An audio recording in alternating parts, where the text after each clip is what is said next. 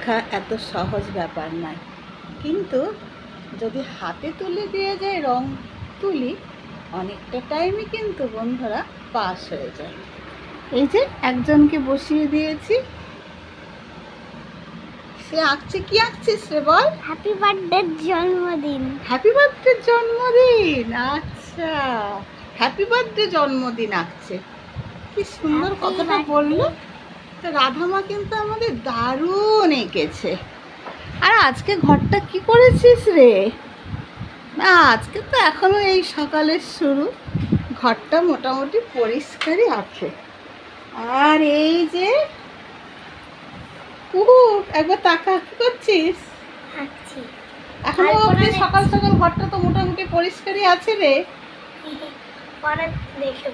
পরে দেখবে বলেই দিল মেয়ে। এই দৌড়াত্ম শুরু হয়েছে তার মামা বাড়িতে, তাকেও আঁকা তুলি দিয়ে দিয়েছি। কি আঁকছিস একটু দেখায়? বাহ, কালো পেপারের উপরে ও নিজে নিজে আইডিয়া করে কিন্তু করে, মোটামুটি করতে পারে।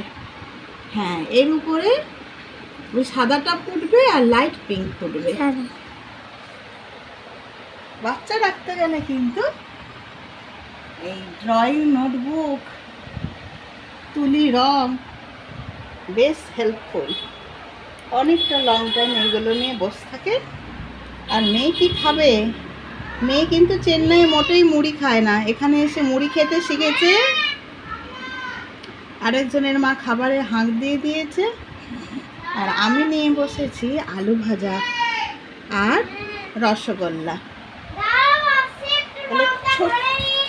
ছোট্ট একটা ব্লগ বন্ধুরা আপনাদের সাথে শেয়ার করলাম। কেমন লাগলো জানাবেন। ভালো লাগলে please like, comment, share, subscribe করতে ভুলবেন না। Thank you.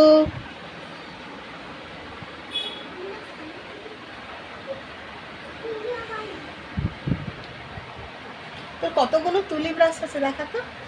এক সেট। তাহলে চেন্নাই যাওয়া পর্যন্ত সব সেট থাকবে তো? ঠিক আছে, সববারেই তো বলিস। এটা এখানে থাকবে না। হ্যাঁ।